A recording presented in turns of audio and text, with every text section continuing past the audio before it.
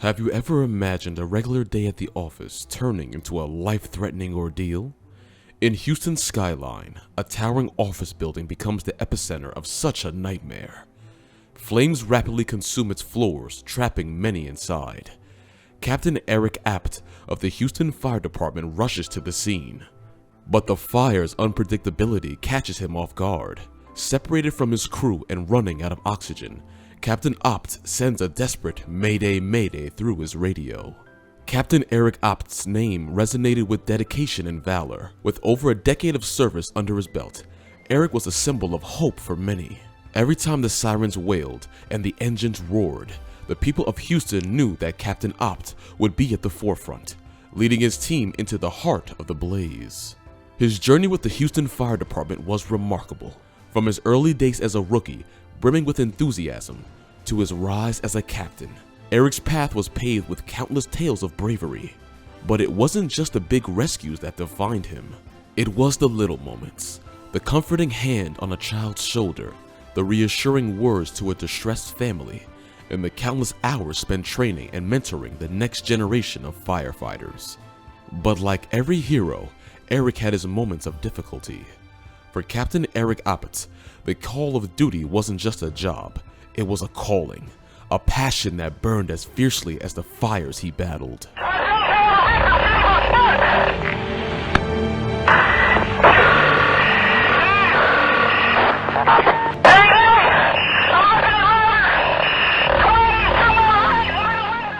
When the clock neared 10 a.m., the peace was destroyed. The Houston Fire Department's radios crackled to life with an urgent message. A fire had broken out in a mid-rise office building downtown. The initial reports were thick black smoke billowing from the windows, desperate cries for help. Without a moment's hesitation, Captain Eric Abbt and his team were on the move. The sirens wailed, cutting through the morning calm, as fire trucks sped towards the scene. Every second counted, and the firefighters knew it. As they approached the building, the magnitude of the situation became clear. Flames licked the sides of the structure, and the smoke was so dense it blotted out the sun. Captain Abbt took charge, barking out orders and coordinating the rescue efforts. Ladders were quickly extended, hoses were readied, and teams were dispatched to enter the building. The mission was clear: contain the fire and rescue the trapped occupants. Captain Eric Abbt and his team were called into action as the mid-rise office building became a two-alarm blaze. Racing towards the scene, the sight of smoke billowing from the 5th and 6th floors was a grim indicator of the intense battle that lay ahead. As they neared the building, the distressing calls from trapped occupants on the 5th floor echoed through their radios. The urgency was palpable. Arriving at the scene, Captain Abbt could see civilians being rescued from the south side of the building, their faces etched with fear and relief. Without hesitation, he approached the commander in charge, receiving the dire instruction: "Eric, there are people trapped on the 5th floor. Go get them." Loaded with about 100 pounds of equipment, Captain Abbt and his team braved the stinging heat and zero visibility as they made their way up the stairwell. The darkness was suffocating. "I'm telling you, it was pitch black," Abbt recalled. "I couldn't see my crew. I couldn't see anybody. It was just unreal." Navigating through this blinding smoke, Captain Abbt and his team faced setback after setback. Their thermal imaging camera, a crucial tool for navigating through such conditions, shut down due to the extreme heat. Reaching the 5th floor, they discovered the emergency water valve was bone dry, a devastating blow to their firefighting efforts. In these dire circumstances, Captain Abt's leadership shone through. Recognizing the need for water, he made the tough decision to send his men, Brad Asensi and Shane Horsted, to retrieve a hose 2 floors below. This decision, though made with the best intentions, would lead to a heart-stopping moment. Separated from his crew, Captain Abbt continued his search for trapped occupants. He found 2 victims, but as the oxygen in his tank dwindled, his situation became increasingly perilous. Panting for air and with his strength waning, Captain Abbt made the distressing Mayday Mayday call over his radio. In a desperate bid for survival, he positioned himself by a window on the 5th floor, hoping for a miracle. If this story touched your heart, and you'd like to hear more incredible stories, please give this video a thumbs up, share it with your friends, and don't forget to subscribe to our channel for more inspiring content. The Mayday call, a signal every firefighter dreads, sent shockwaves through the team.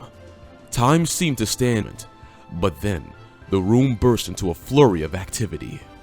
Dispatchers relaying Captain Abtt's location to the rescue teams, while firefighters on the ground coordinated their efforts to reach him. Outside the building, the crew of Ladder 20 sprang into action.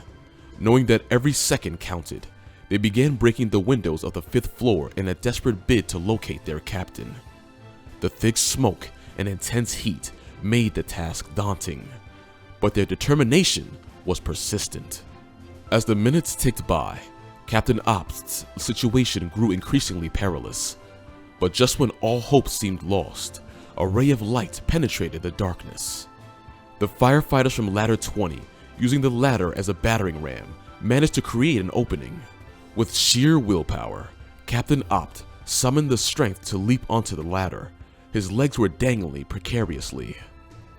Captain Abbt was pulled safely. His team, having faced one of the most challenging rescues, had once again showcased their unwavering commitment to leaving no one behind. The smoke had cleared, but the scars of that day remained. The fire had been a beast, tearing through the top 2 floors of the mid-rise office building, claiming the lives of 3 innocent workers. The Houston Fire Department, or HFD, had been on the front lines, with their aerial ladders rescuing many who were trapped, waving desperately from broken windows. 3 HFD members were injured in the line of duty. Among them was Captain Eric Abbt, who had faced a near-death experience, separated from his crew and running out of air on the 5th floor. The building, once known as Doctor's Atrium, had been built in 1980. It had served medical professionals affiliated with a nearby hospital that no longer existed. The fire had started in a non-sprinklered office, rapidly spreading and filling the building's atrium and hallways with acrid, blinding smoke. This had posed a nightmare scenario for the first arriving firefighters. The fire's intensity had been worsened by strong winds, which had broken windows and fed the flames, pushing the fire into other offices. Captain Abbt, after being rescued, was rushed to a local hospital, treated for severe smoke inhalation. His bravery and resilience were a beacon of hope for his team and the entire community. The fire had been controlled, but at a significant cost. 3 civilians had lost their lives, and several others, including firefighters, had been injured. A week after the fire, a shocking revelation came to light. A nurse employed by a cosmetic surgeon with an office on the 5th floor was charged with arson and 3 counts of murder. She had reportedly confessed to setting the fire in an office closet, hoping to delay a medical licensing audit. Her actions had resulted in a tragedy that had shaken the entire community. The Houston Fire Department, especially Captain Abbt and his team, were hailed as heroes. It is a story of leadership and selflessness that will endure. The tenacity of firemen who endure the dark to deliver light is shown by Captain Abbt, which was motivated by resolve. This story brings us together by demonstrating the resiliency of people is unstoppable. Every fireman who chooses to follow the road of courage leaves a legacy that endures, just like Captain Abtt's legacy did.